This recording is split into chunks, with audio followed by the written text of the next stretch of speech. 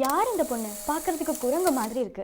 செய்கிற வேலை எல்லாமே பைத்தியக்காரத்தனமாக இருக்குது. இவங்க பைத்தியமா? இப்படியெல்லாம் சின்ன வயசுலேருந்து கேட்டு கேட்டு வளர்ந்த ஒரு பொண்ணு இன்னைக்கு இந்திய குடியரசுத் தலைவர்கிட்ட இருந்து அர்ஜுனா விருது வாங்கியிருக்காங்க. சொன்னால் நம்ப முடியுதா?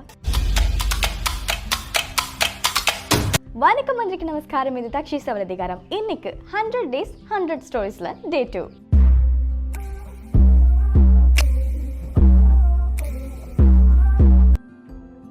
சில வெற்றிகள் மைதானத்தில் மட்டும் ஆரம்பமாகாது, ஒரு சின்ன கிராமத்தில் ஒரு சின்ன பொண்ணோட மனசுல இருந்து கூட ஆரம்பமாகலாம். இன்னைக்கு நான் சொல்ல போகிற கதை தெலுங்கானாவில் இருக்க ஒரு பெண்ணை பற்றி. அவங்களுடைய பெயர் தீப்தி ஜீவன்ஜி.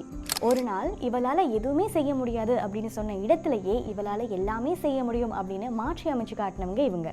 2003 செப்டம்பர் 27 கலோடா அப்படிங்கிற கிராமத்தில் இவங்க பிறக்கிறாங்க. இவங்களுடைய பெற்றவங்க எல்லாமே கூலி தொழிலாளர்கள் தான். வருமானம் குறைவு, ஆனால் வாழ்க்கையில் இவங்க படுற கஷ்டம் அதிகமாக இருந்துச்சு. இவங்க பிறக்கும் போதே இன்டலெக்சுவல் இம்பயர்மெண்ட், அதாவது அறிவுசார் குறைபாடோடு பிறக்கிறாங்க. இவங்களுக்கு நார்மலான பீப்புள் மாதிரி ஈஸியாக எல்லாத்தையுமே புரிஞ்சிக்க முடியாது. இவங்க படிக்கிறதா இருக்கட்டும், இவங்க ஒரு விஷயத்தை அண்டர்ஸ்டாண்டிங் பண்ணுறது எல்லாமே ரொம்பவே மெதுவாக தான் இருக்கும். இந்த குறைபாடு இருக்கிறதோட சேர்த்து இவங்க பிறக்கும் போதே இவங்களுடைய முக அமைப்புமே கொஞ்சம் வித்தியாசமாக இருந்தது. இவங்களுடைய பெற்றோர்கள் இவங்களுக்கு எவ்வளோதான் சப்போர்ட் பண்ணாலுமே கூட சமூகம் இவங்களுக்கு கருணை காட்டலை. இவங்க அண்டர்ஸ்டாண்ட் பண்ணுற விஷயங்கள் எல்லாமே ஸ்லோவாக இருக்குது அப்படிங்கிறதுனால இவங்களோட பைத்தியம் அப்படின்னு சொல்ல ஆரம்பிச்சிருக்காங்க. இவங்களுடைய முக அமைப்பை பார்த்துட்டு இவங்க குரங்கு மாதிரி இருக்காங்க அப்படின்னு சொல்ல ஆரம்பிச்சிருக்காங்க. கொஞ்சம் யோசிச்சு பாருங்கள், குழந்தையிலேருந்து வளர வரைக்கும் இப்படிப்பட்ட வார்த்தைகளை கேட்டு கேட்டு கேட்டு ஒரு குழந்தை வளருது அப்படின்னா அந்த குழந்தையோட மனசு எவ்வளோ கஷ்டப்பட்டிருக்கோம்ல. குடும்பத்துலேயும் பிரச்சனை, தனக்கிட்டையும் பிரச்சனை, சமூகமும் என்னை ஏற்றுக்கலை, இப்படிப்பட்ட பிரச்சனைகள் இருந்தாலுமே அந்த பொண்ணு இதெல்லாம் விட்டுட்டு பரவாயில்ல நம்ம ஸ்கூலுக்கு போகலாம் அப்படின்னு ஸ்கூல் போக ஸ்டார்ட் பண்ணியிருக்காங்க. ஒரு நாள் பள்ளியில் இவங்க ஓடுற வேகத்தை பார்த்து, அதாவது இவங்களுடைய வயதில் இருக்கவங்க எல்லாரோடையுமே இவங்க ஓடும்போது ஒப்பிட்டு பார்க்கும்போது இவங்களுடைய வேகம் அதிகமாக இருக்குது. இதை அவங்களுடைய உடற்பயிற்சி ஆசிரியர் பார்க்குறாங்க. இதை தொடர்ந்து கோச் என் ரமேஷ் அப்படிங்கிறவர் இந்த பொண்ணை ட்ரெயின் பண்ணால் ஏதோ ஒரு நாள் ஒரு உச்சத்துக்கு வருவா அப்படின்னு அவங்களுக்கு தோணுது. அதனாலேயே இந்த பொண்ணை ட்ரெயின் பண்ண ஸ்டார்ட் பண்ணுறாரு. ட்ரைனிங் கொடுக்க ஸ்டார்ட் பண்ணாலுமே கூட இந்த பொண்ணுக்கு அந்த ட்ரைனிங்கெல்லாம் போகிறதுக்கு, லோக்கல் காம்படிஷன் போகிறதுக்கு பஸ்ஸுக்கு காசு இல்லை. அப்போ கண்டக்டர் சொல்லிட்டாங்க, பஸ்ஸுக்கு காசு இல்லாமல் எப்படிமா நான் பஸ்ஸில் ஏற்றிட்டு போகிறது அப்படின்னு. அப்போ அந்த கோச் சொல்கிறாரு, இந்த பொண்ணை பஸ்ஸில் ஃப்ரீயாக போகிறதுக்கு அனுமதிங்க, ஒரு நாள் இல்லைன்னா ஒரு நாள் இந்தியாவோட பெருமையை கண்டிப்பாக இந்த பொண்ணு காப்பாற்றுவா அப்படின்னு சொல்லியிருக்காரு.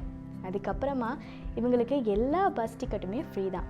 அந்த ஒவ்வொரு பஸ் பயணமும் இவங்களுடைய வெற்றிக்கான பயணமாக மாறியிருக்கு.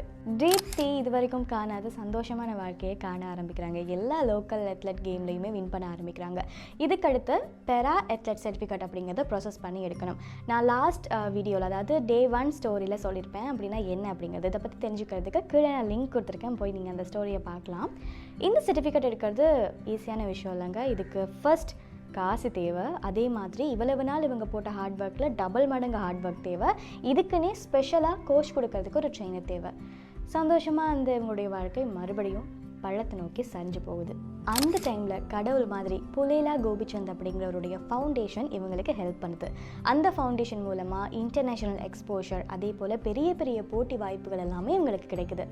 2023 ஏஷியன் பெரா கேம்ஸில் இவங்க கோல்டு மெடல் எடுக்கிறாங்க. 56.69 செகண்டில் 400 மீட்டர் ரேஸ் ஓடி ஏஷியாவில் புது ரெக்கார்டை செட் பண்ணுறாங்க. 2024 ஜப்பானில் நடைபெற்ற வேர்ல்ட் பெரா அத்லெட்டிக் சாம்பியன்ஷிப்பில் இவங்க பார்ட்டிசிபேட் பண்ணுறாங்க.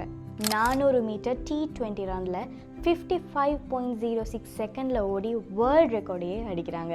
அதை தொடர்ந்து பாரிஸில் 2024 பெரா ஒலிம்பிக் நடக்குது. ஃபைனல் ரேஸ் ஸ்டார்டிங் பாயிண்டில் நிற்கிறாங்க. அந்த டைமில் அவங்க மனசில் இத்தனை வருஷம் நான் அனுபவித்த கஷ்டம், என்னை கேலி பண்ணது, என்னுடைய குடும்ப நிலைமை எல்லாம் அவங்க மனதில் ஓடிக்கிட்டே இருக்குது. அந்த வலியோடையே ஃபைனல் லைனை 55.82 செகண்டில் ஓடி முடிக்கிறாங்க. ஒட்டுமொத்த இந்தியாவுக்கும் பெருமை சேர்க்குறாங்க. அதுவும் எப்படி? அறிவுசார் குறைபாடோடு இருக்க இவங்க இந்தியாவுக்கே பெருமையை சேர்த்து கொடுக்குறாங்க. இதில் அவங்களுக்கு புதுசாக கிடைச்சது வெறும் மெடல் மாத்திரமில்லை, இவங்களுடைய வாழ்க்கையுமே தான். இவங்களுடைய வாழ்க்கை மறுபடியும் மாற ஆரம்பிக்குது. சுவாரஸ்யமான விஷயங்கள் எல்லாமே இவங்களுக்கு சேருது. இவங்களுக்கு மெடலோட ப்ரைஸ் மணியும் கிடச்சிருக்கு. அந்த மணியை வச்சுட்டு இவங்க ஏற்கனவே இவங்களுடைய ப்ராக்டிஸ்க்காக செலவழிக்கணும் அப்படிங்கிறதுக்காக குடும்ப நிலத்தை விற்க வேண்டிய நிலைமைக்கு வந்திருக்காங்க. இவங்க இந்த விற்ற குடும்ப நிலத்தை மறுபடியுமே வாங்கியிருக்காங்க. எல்லாரும் தன்னை பைத்தியம், குரங்கு அப்படின்னு சொன்னவங்க முன்னாடி இதெல்லாம் பண்ணி காட்டுறதுனால அப்படி சொன்ன அதே வாய் இன்னைக்கு அந்த பொண்ணை ஸ்பெஷல் கேர்ள், என்னோட குழந்தைக்கு இவங்க தான் ரோல் மாடல் அப்படின்னு சொல்ல வச்சாங்க. 2025 ஜனவரி இந்திய குடியரசுத் தலைவர்கிட்டருந்து இவங்களுக்கு அர்ஜுனா விருது கிடைக்குது. இது வெறும் விருது மாத்திரமல்ல, இவங்க இத்தனை வருஷமாக உழைத்த உழைப்புக்கான ஒரு மரியாதை. டிடி ஜீவன்ஜியோட ஸ்டோரி நமக்கு என்ன சொல்லுது தெரியுமா? உங்களுடைய பிறப்பு, நீங்கள் இருக்கக்கூடிய நிலை, இந்த சமூகம் சொல்கிறது எதுவுமே உங்களை வரையறுக்க போகிறது கிடையாது. உங்களை வரையறுக்கிறது உங்களுடைய உழைப்பும் உங்களுடைய மன உறுதியும். நம்ம இப்படிப்பட்டவங்க அப்படிப்பட்டவங்கன்னு 1008 பேர் நமக்கு சொல்லலாம். ஆனால் நம்ம பெயர் எப்படி இருக்கணும் அப்படிங்கிறத நம்ம கையில் தான் இருக்குது. நமக்கு ஏதாவது ஒரு விஷயம் நம்ம வாழ்க்கைக்காக செய்யும்போது நம்ம மனசுக்கே ஒரு சில வேளையில் இதெல்லாம் முடியாது அப்படின்னு தோணும்.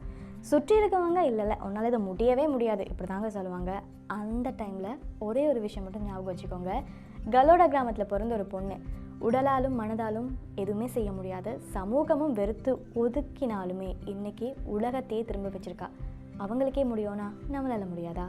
இந்த வீடியோ நிறைய பேருக்கு மோட்டிவேஷனாக இருக்கும் அப்படின்னு நினைக்கிறேன். இன்னும் ஒரு ஸ்டோரியில் வந்து சந்திக்கிறேன். நன்றி.